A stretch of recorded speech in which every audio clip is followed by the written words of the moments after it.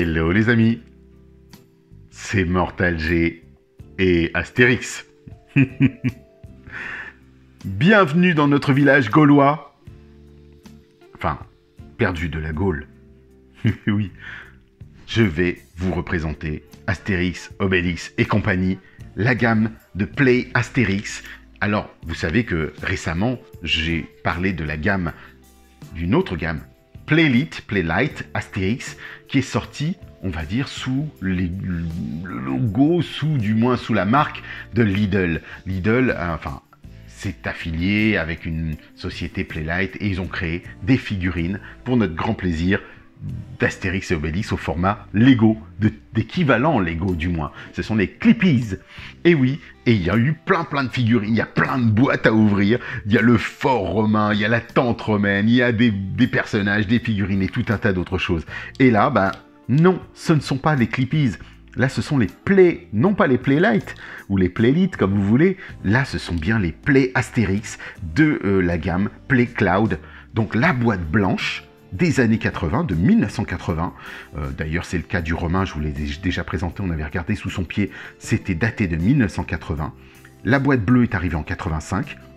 D'ailleurs, je vais me permettre, c'est vrai que je ne l'ai pas fait avec vous, est-ce qu'il est mentionné derrière? Est-ce qu'on a une date? Est-ce qu'ils ont gardé peut-être les moules des figurines existantes? On est 1980, oui, ils avaient gardé le moule de la figurine de 1980 qui était sorti dans les boîtes blanches, et ils ont réédité ces moules en créant la boîte bleue que vous voyez ici, sous le logo Play Astérix, bien sûr, mais pas que. Play Astérix, boîte bleue, éditée par Seiji, la marque Seiji, comme on appelait Seiji Arbois, qui avait fait les mannequins articulés d'Actarus, d'Alcor, du Capitaine Flamme et d'autres figurines encore. Ici, on est sur Play Astérix, la collection début 80, la boîte blanche, dont je vous ai déjà parlé. Donc je vous invite à retourner voir les reviews d'Astérix et Obélix de la boîte bleue. Bien sûr, de notre droïde, du droïde Panoramix, notre superbe droïde Panoramix, dirais-je. Je le trouve très beau, très sympa, je l'aime bien ce droïde. Et puis bon voilà, c'est le créateur de la potion magique, il ne faut pas oublier non plus, avec sa belle serpe d'or, qui fait d'ailleurs référence à un des livres, la serpe d'or. Et puis, aujourd'hui, on va parler de notre chef gaulois, Abraraccourcix. Eh oui, il est temps, hein, Abraraccourcix, je vous avais dit qu'on en parlerait. Il y en a un autre qui arrive bientôt, et puis je clôturerai cette première petite vague Astérix Obélix. Peut-être d'autres viendront plus tard, mais au moins celle-ci. Peut-être qu'on fera les Playlight après, version Lego. Ici, vous voyez cette belle boîte, bien robuste, bien construite, pas cassée du tout, elle est en parfait état. Là, je suis très content. On a un vendeur, alors je me les procure soit sur Vinted, soit sur eBay. On retrouve généralement, il y a des prix qui montent, hein, qui flambent à 100, 120, 130 euros. Moi, pour ma part, les amis, c'est 20 euros chacun que je les ai eus. Donc comme j'ai eu vraiment une superbe opportunité, vous pouvez encore en trouver aux alentours de 20, 30 euros encore, j'y vais. Le double pack Astérix Obélix, par exemple, c'était 55 euros. Mais celui-ci, tous ceux que je vous présente là, sont entre 20 et 25 euros. Donc franchement, alors là, pourquoi se priver? Vous retrouvez à l'intérieur, bien sûr, comme je vous l'avais présenté, un petit fascicule, un petit flyer qui représente la totalité des figurines de la gamme Play Astérix Collection, donc avec la boîte blanche bien sûr. Et puis, comme pour les éditions précédentes, je vais vous présenter ça. Regardez, on avait donc Astérix Obélix en 1980, c'est Automatix, Panoramix, notre chef Abraraccourcix, les porteurs et les amis du village. Non, c'est vraiment une très belle gamme, j'aime beaucoup. On est vraiment baigné dans cette petite ambiance et tous nos Romains que je vous ai déjà bien sûr présentés. Le Centurion qu'on a déjà vu qui est ici, la boîte 3891. Et puis, il y en aura un autre Centurion à prendre en bleu, Centurion rouge, qui c'est Force Bleue, Force Rouge. Et mes chouchous, Astérix et les Romains, Laurel et Hardy. Mais alors là, ceux-là, si je les retrouve, ce sera vraiment un grand bonheur. Dites-le moi si vous les voyez vous aussi. Donc voilà, on me retrouve avec 3, 4 petits, puisque j'avais un petit dépliant bleu. Le bleu, je le garde parce que j'en ai qu'un seul, mais probablement que je vais pas tarder à en recevoir un autre, comme je vous l'avais dit. La personne qui m'a vendu plusieurs de ces figurines, ben écoutez, a été charmante comme tout. C'est Stéphane. Je remercie Stéphane encore une fois. Il m'a proposé de me renvoyer Obélix dans une boîte bleue. Donc je suis très très heureux de cette gentillesse parce qu'il avait vu les dégâts un petit peu occasionnés faits sur les précédents, comme la petite plume d'Astérix que j'ai rectifié, pardon, excusez-moi, que j'ai rectifié. Donc je suis plutôt content, vraiment dans l'ensemble. Et ici, on a notre chef à bras raccourcis qu'on va aller regarder de ce pas. Allez, on coupe tout ça, parce que moi je les remets ensuite, les amis, dans des belles pochettes plastiques. Je vais vous montrer. Mes figurines, elles vont dans des petites pochettes comme ça, que je remets dans leur boîte en attendant de pouvoir rééditer le tout. J'ai des belles pochettes comme ça que je retrouve chez Bureau Vallée ou des choses comme ça. Ou alors, même mieux, des sachets bien robustes, un peu comme des sacs de congélation, mais je prends des sachets très haut de gamme en fait, parce que je veux que mes figurines, bah, elles soient hyper protégées, hyper sécurisées. Disons que les sachets sont un peu de cet équivalent, mais en supérieur en épaisseur. Voici notre chef, les amis, il est là, bras raccourcis. Ah, ça fait plaisir. Regardez comme il est beau, avec ce petit air d'Obélix. Regardez, il se ressemble un peu d'ailleurs. Hein. Est-ce qu'il serait de la même famille? Allez savoir. Mais il est très beau. Regardez ce vert, ce mélange, ce panache de bleu, rayures. Toutes les rayures des Gaulois, j'aime beaucoup. Très très joli. À quelle année fait-il référence celui-ci, si on peut le voir? 1980 aussi, parce que bien sûr, ils ont été faits tous dans les années 80, avant d'être réédités dans les versions bleues, puisqu'ils existent aussi en version bleue, tout à fait. On a avec lui un formidable bouclier, son bouclier, le bouclier du chef. Regardez. Alors, bon là, il a un petit peu pris une petite couleur, il s'est griffé, mais c'est pas grave, il aura fait du combat. Ici, beau mélange entre l'argenté et le bleu, je trouve ça sympa. Ici, tout argenté, donc on voit qu'on a une peinture bleue. Donc comme j'ai du bleu, je peux potentiellement le repeindre. Mais là, tout de suite, non. Je n'ai pas spécialement envie. C'est plutôt chouette. On a bien sûr mon calvaire, vous le savez, la ceinture. Donc là, je vais essayer de la tourner. Il est à température ambiante depuis pas mal de temps, hein, je vous le dis franchement. Donc vous pouvez normalement plier sans souci du moins la ceinture, sans avoir peur de casser. Comme Astérix, c'est juste un petit bout qui s'est cassé, le bout qui est ici, qui s'ouvre. C'est souvent ce qui arrivait. Mais là, on a une ceinture assez épaisse, donc logiquement, je devrais pas avoir ce problème. Donc je pense qu'on va retrouver un peu l'esprit de la ceinture romaine. Je vais voir à la mettre de suite. Jamais facile. Le plastique du corps est très très lisse. Vous voyez ici, très brillant. Donc, on va faire attention quand même. Voilà, on y arrive. Allez, allez, allez, allez. Il faut pousser des deux côtés, hein. Parce qu'on n'a pas toujours la place, sachant qu'on a ici, regardez, la ceinture qui bloque avec son fourreau d'épée.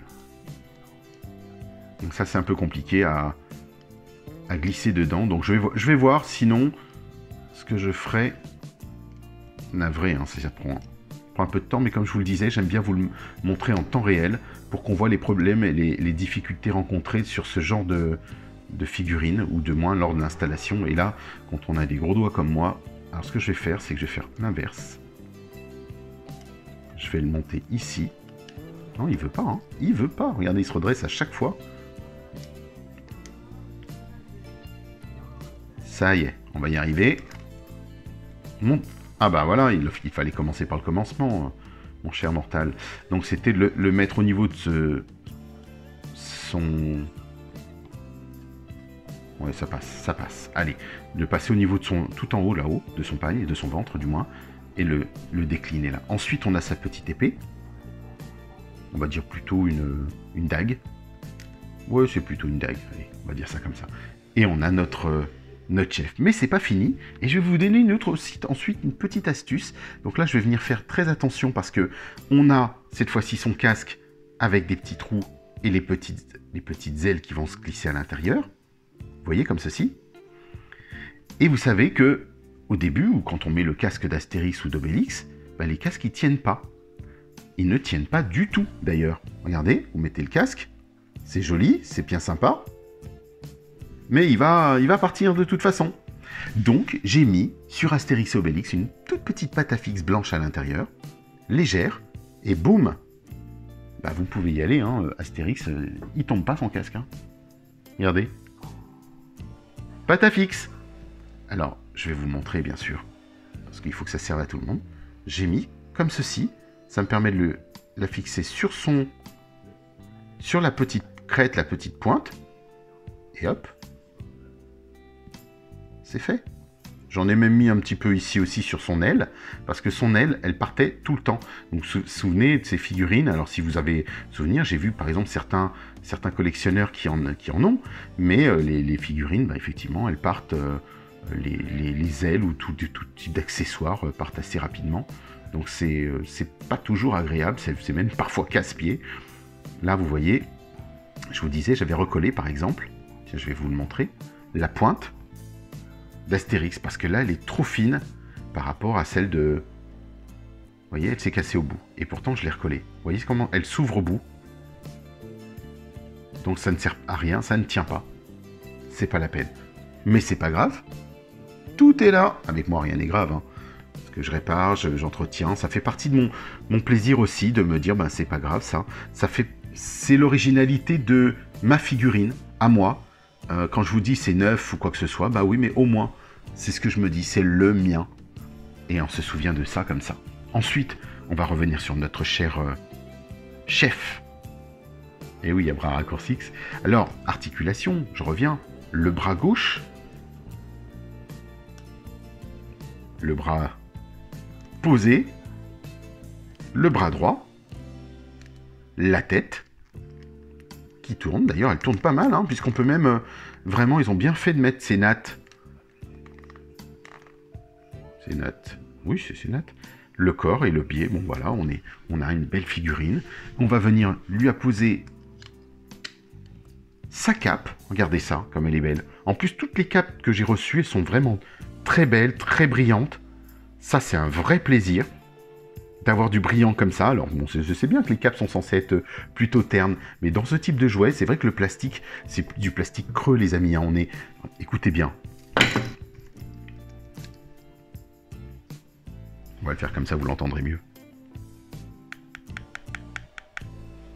Tout est creux à l'intérieur. Les bras sont pleins. Mais encore, non, je crois pas. Donc les bras sont même pas pleins, ils sont assemblés de bras. Ah, par contre, il est solide, il est tombé, il résiste, lui. Mais franchement, j'aime beaucoup. C'est une belle gamme, belle collection. On va pouvoir, d'ailleurs, on va le mettre tout de suite au sol. Il tient, le chef. On va lui mettre son joli petit casque, qui viendra bien sûr avec une légère pâte à fixe. Et puis, comme la couverture, on va pouvoir le faire tenir, lui faire tenir son bouclier, par exemple. Est-ce qu'il tient d'ailleurs? Sans qu'il y ait les dominos cascades avec tout le monde derrière. Vous voyez ce que je veux dire quand vous faites quelque chose à droite, faites quelque chose à gauche, et les casques partent tout de suite. Astérix, Obélix et compagnie. J'aurais peut-être dû mettre sur les casques une petite pointe, petite flèche, mais c'est vrai que ça aurait imposé de faire un trou dans la tête, et ça, c'est pas très très fargeux, comme diraient nos amis canadiens. Voilà, notre chef. Ah, un bon début d'équipe, hein, quand même. Hein. Ça prend forme tout ça. Hein. Moi, ça me fait plaisir, et déjà plaisir aussi de vous les présenter. Astérix, Obélix, bien sûr. On les connaît trop, ils sont là tout le temps. Chaque année, on y a droit. On a droit à Astérix et Cléopâtre, qui est rediffusé systématiquement chaque année en dessin animé. Ce sont des valeurs sûres, du moins de la télévision. On les a en dessin animé, on les a en bande dessinée. Je vous avais dit, mon épouse les a tous, d'ailleurs, oui, sans exception. Et puis dès qu'il y a un nouveau qui sort, ben, je me le procure pour lui offrir, systématiquement. Elle est très déçue des dernières éditions depuis le départ du Derzo et Goscinny, bien sûr, hein, les départs, mais elle trouve que la dernière mouture est préférable. Je ne l'ai pas encore lu pour ma part, et elle est plutôt pas mal. Donc on revient un petit peu vers les sources, et ça fait plaisir. Voilà, on aura fait le tour pour nos Romains, et nos Gaulois, pardon, surtout, puisqu'il y a plus de Gaulois que de Romains, et puis je serais content d'en rajouter un. dans la bande, ce serait sympa d'avoir des soldats. Hein. Ah oui, ce serait une bonne idée. À voir, qui sait, plus tard. On a d'autres choses à voir. Hein. Il y a beaucoup de choses qui arrivent, les amis. Mais il y a cette Automatix qui arrive bientôt. Je vous dis à très vite. Pensez au petit pouce pour notre chef. Ah, c'est notre chef, on est gaulois, hein. Faut pas l'oublier. Ce sont nos sources, nos origines, dirons-nous. Pas tous, hein, je sais que, pardon, j'ai beaucoup de gens du Japon maintenant qui regardent et nos amis belges. Mais bon, on connaît hein, la bande dessinée belge, c'est grâce à vous.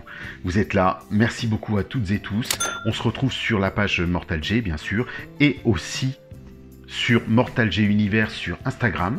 Je vous invite à me rejoindre sur Instagram parce que ben voilà, je poste aussi des petites photos.